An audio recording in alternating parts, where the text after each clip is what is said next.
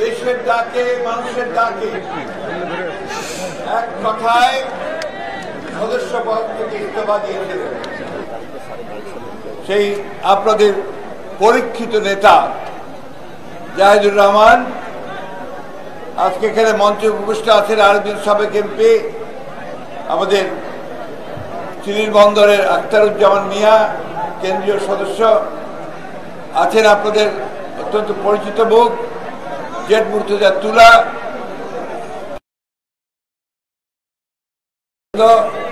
অঙ্গ সংগঠনের নেতৃবৃন্দ এবং আজকে সভাপতি। আমি আপনাদের কাছে প্রথমে ক্ষমা চাই।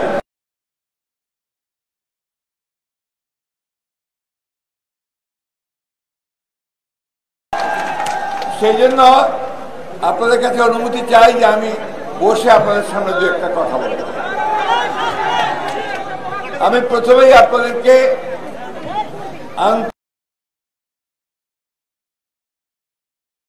নির্যাতন নিপীড়ন সহ্য করে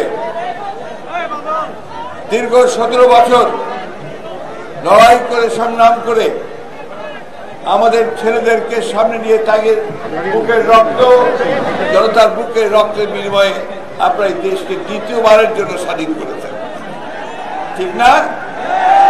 ছেলেদেরকে অভিবাদন, সেলুট। একই সঙ্গে আমার ভাইদেরকেও অভিবাদন, সেলুট।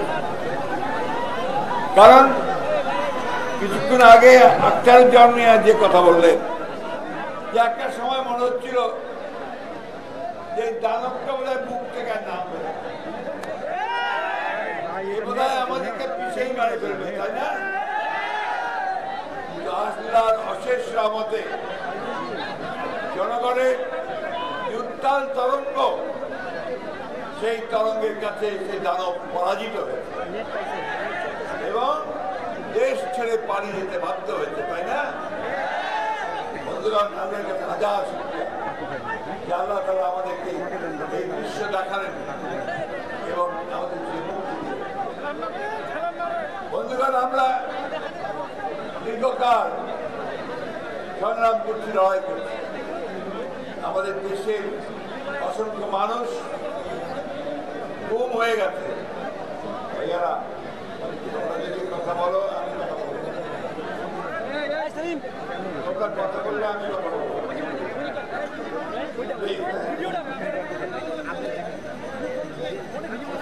আমাদের হাজার খানেক মানুষের বেশি গুম হয়ে গেছে।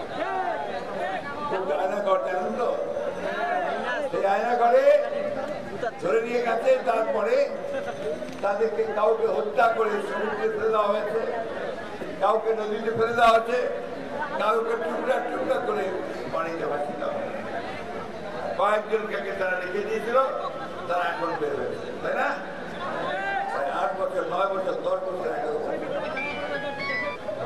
তাদের ছেলে মেয়েরা নিখোঁজ হয়েছে, তারা এখনো ওই পথ চেয়ে বসে থাকে যদি তাদের বাবা।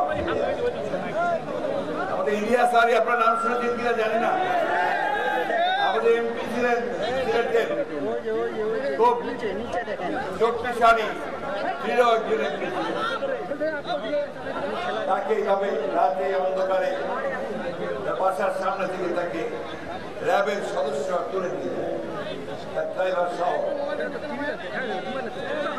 আর ফিরে আসেন।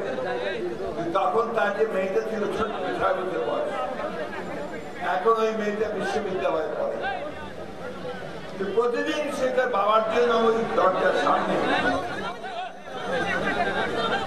অপেক্ষা যদি তার বাবা ফিরে আসে। একটা মেয়ে ছোট কাফা,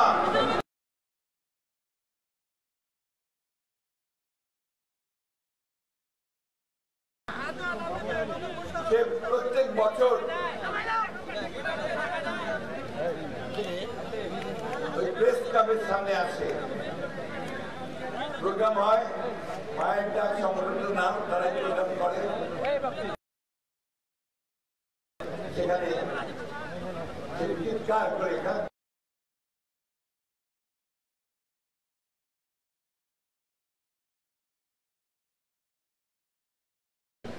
আমি যে নামাজ পড়তে যেতে চাই, এরকম অসংখ্য অসংখ্য ঘটনা আপনি দেখেছেন। এই গত আগস্ট মাসে কয়েকদিনে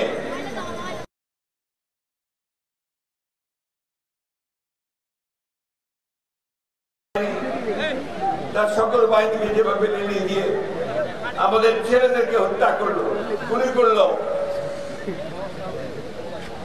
মারা বেরিয়ে এসেছে 4 তারিখে, 5 তারিখে মারা বেরিয়ে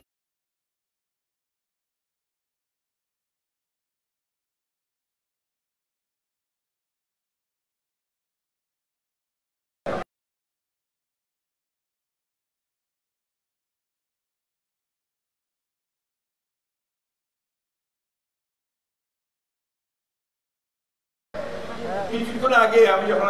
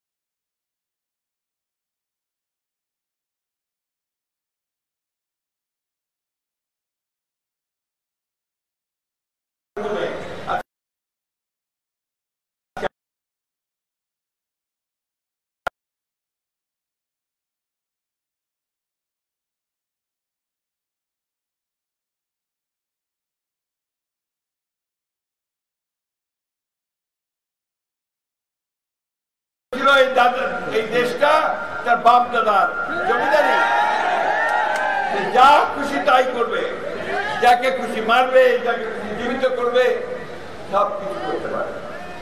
এত অহংকার তারা সহ্য করে না, সহ্য করে না। বন্ধুগণ, তারই পরিণতি হচ্ছে সেই প্রবল প্রতাপশালী যার হুকুম ছাড়া কিচ্ছু ঘটতো না। হাকিমের বিচারও হতো আপনার তার হুকুমে, ঘটতো তার হুকুমে, মারতো তার হুকুমে। ঠাকুর কাছে আজকে আমার এক ছাত্র ছিল, এখন বড় হয়ে গেছে, আমাদের দল করে। সকালবেলা আমাকে বলছে, স্যার আমার বাসায় পুলিশ যেত আর আমাকে খুঁজত, আমাকে না পেয়ে আমার মাকে বলতো যে আপনাকে তুলে নিয়ে যাবো। চমৎকার! কি দেশ, কি দেশ আমরা স্বাধীন করেছিলাম 1971 সালে। আজকে এখানে আমার মামা হবে না, দাদুর মামা, আমাদের সবাই আমরা নেতা, তাই না? আমরা কিন্তু একসাথে যুদ্ধ করেছি 71 সালে, স্বাধীনতার জন্য যুদ্ধ করেছি। তখন কিন্তু সব একসাথে লড়াই করেছিলাম যে আমরা একটা দেশ তৈরি করব, পাকিস্তানের হাত থেকে বের করে এসে যে শান্তি থাকবে, ভালোবাসা থাকবে, মৈত্রী থাকবে, অন্যায় অত্যাচার থাকবে না। আমি আমার কথা বলতে পারবো, কিন্তু এই দেশটাকে কি বানিয়ে চিন্তা করেন। আমি আর নাম বলতে চাই না, আমি শুধু এইটুকু বলতে চাই, আওয়ামী লীগ এই দেশের মানুষের সঙ্গে গাদ্দারি করেছে, তারা বিশ্বাসঘাতক, তারা দেশদ্রোহী। আজকে আমাদের কাছে এখানে এসে আমার একটা কথাই মনে হয়, আমি এখানে অনেকবার এসেছি, জাতীয়বাদীর সঙ্গে অন্যান্য আমার ছাত্ররা আছে এখানে অনেকে, তাদের সঙ্গে এখানে অনেকবার এসেছি, মিটিং করেছি, সভা করেছি। আজকের মিটিং থেকে আমার বিভিন্ন রকম মনে হচ্ছে, আমার মুখটা একেবারে শান্তিতে আছে, আজকে মুখ খুলে আছে, সবাই আজকে শান্তিতে কথা বলতে পারে, রাত্রে ঘুমাতে পারি, তাই না? খাই কম খাই যা খাই রাত্রে ঘুমটা হচ্ছে ভালো। আমি যখন আপনার এই সময়টায় একবার তো আমাকে জেলে নিয়ে গেল, তারপরে এইবার কিন্তু আমাকে জেলে জানলা ফাঁক করে দেখতাম যে আসলে এই সন্ত্রাস, এই ভীতি, এই সৃষ্টি করে হাসতে আল্লাহর কাছে হাজার শুকরিয়া যে আমরা সেই সন্ত্রাস ভীতিকে কাটিয়ে আমি যে আমার ছেলেদেরকে ধন্যবাদ দিতে চাই। আমি যখন বক্তৃতা করতাম সমাবেশগুলোতে, রংপুরে করেছি, ঢাকায় করেছি, সব জায়গায় করেছি, একটা কথা আমি খুব জোর দিয়ে বলতাম, দুঃখের সঙ্গে বলতাম যে কোথায় আমাদের যুবকেরা, বলতাম কে আছো জওয়ান হও।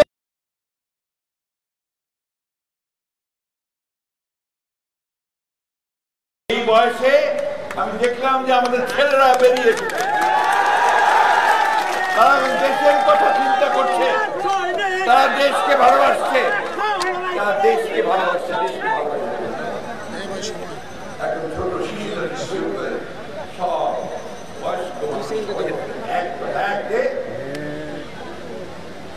কথা এক দাবি, হাসিনা তুই কবে যাবি? মনে আছে এই স্লোগান দিয়েছে সারা বাংলাদেশ।